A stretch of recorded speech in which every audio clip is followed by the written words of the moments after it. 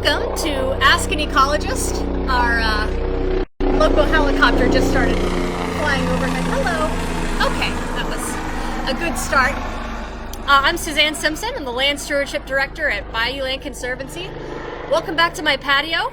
I hope you all are doing well as we continue our self-isolation, social distancing, and quarantining during the coronavirus crisis. Hope you're staying healthy and staying sane. And let's dive into some ecology questions. So first, Cecilia Mitchell submitted 2 questions this week. Question 1, how do I attract a possum to stay in my yard?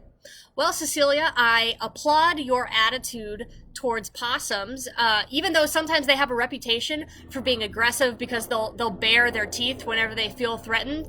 They're actually very much display animals and not innately aggressive. They're just territorial, and they can be really, really helpful in your yard as it relates to controlling your tick population and the population of other pests. So I applaud you for wanting to get a possum into your yard. Let's go over some of the ways that we can make that happen. It's back.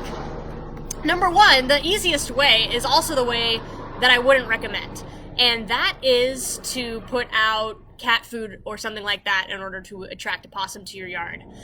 The reason it works really well is because it's easy food, but that's also the reason why I wouldn't recommend it, because whenever you put out food for a wild animal, you increase the probability that that animal could become a nuisance animal and become dependent upon you as its food source, and you don't really want to create a codependency there. Instead, there are a couple of other steps that you can take to try to get a possum into your yard.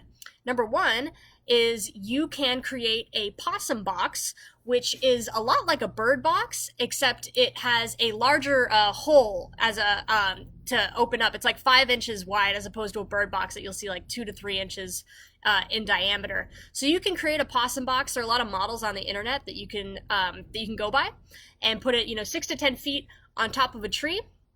And that's one way to attract a possum to your yard. Another way to do it in wintertime is to take a sweater box and cut out one side of it and then put some blankets inside, and that's a way for a possum to be able to take shelter in your yard in the wintertime. I have also found that this is a great way to attract raccoons, and even if you put on the side of your box, like box for possums, I find that they don't read well. So you may get a critter besides a possum if you do that. And then, if you are really committed to getting a possum into your yard, you can dig a small trench in the dirt. It's about 1 foot deep and 1 foot wide, and you can cover it with scrap wood, but just leave an entrance for the possum to crawl into. And that's another way to get a possum to come hang out in your yard and live there for a while. So, good question, Cecilia. I hope you're able to get the possum that you're looking for in your yard with one of those methods. Cecilia's next question. Oh, and I did want to mention, Cecilia, check out the Possum Advocacy and Awareness group on Facebook. They should have some more ideas for you. Okay, second question was, what is a natural mosquito repellent for your home and body? So it sounds like you're asking for what's a natural mosquito repellent for that you can plant in your yard, and maybe an oil that you can also use on your body whenever you're walking around. For that question, they have similar answers, because a lot of the oils that are that people either make or buy in the store that are from natural products are coming from plants that you can also plant in your yard. So citronella oil is really popular. Lemon eucalyptus is another pretty effective plant and oil that's used.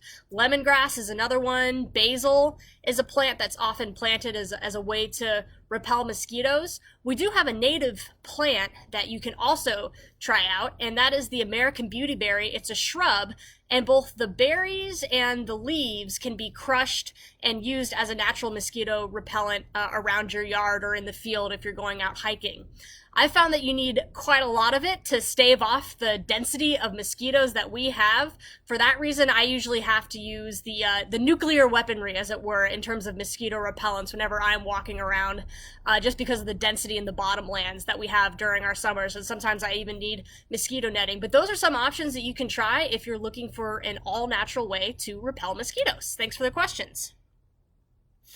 All right, next, Katie Brown asks, can you have a bat box and owl box in the same yard? The answer, Katie, is yes, if you have sufficient space to separate the boxes a decent distance. If the boxes are going to be right next to each other or really close together, chances are it's not going to give enough space for those wildlife to really coexist and stay in your yard.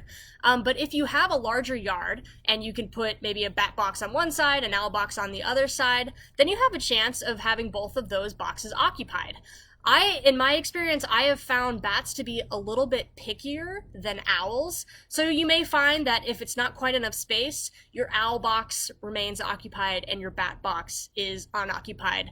That might be a signal that the boxes are a little bit too close together. So good luck, Katie, and thank you for asking the question.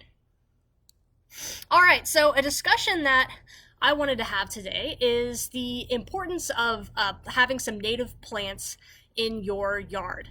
Now that we are all stuck in our houses, we're able to get to some gardening and yard projects that we've been putting off, in my case, for years, maybe in your case too. And this is a great time of year to get some native plants into your yard. And the reason that that's important is because as we are an increasingly urbanized population and we continue to have sprawl in our cities, our backyards are becoming the wildscapes for our urban wildlife and our pollinators as one of the last vestiges for them to really thrive. So even having a few plants in your yard can make a big difference whenever your urban wildlife that's looking for shelter and food and water. So a way that you can go about this is you don't necessarily have to tear out your entire yard, convert it to a prairie savanna, and get in trouble with your HOA. You can have a balanced approach where if you have to have certain trees in your yard, okay, but try to set aside certain areas where you can have native plants and you can have plants that are going to be more beneficial for wildlife. And I'll use an example. And I'm going to pick on the crepe myrtle here, which I know is a really, really popular plant in the Houston area especially. Crepe myrtles are beautiful, but they are almost useless to wildlife. And think about all the crepe myrtles you see in urban landscaping. If those could be converted to a tree that's more useful, like a redbud or oak trees, native elms, native hickories, that can make a big difference in the ability of our urban wildlife to thrive.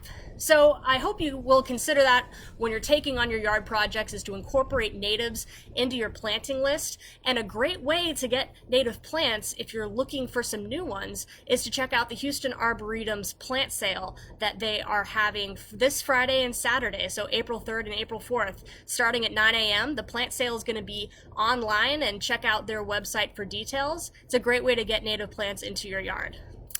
All right, guys.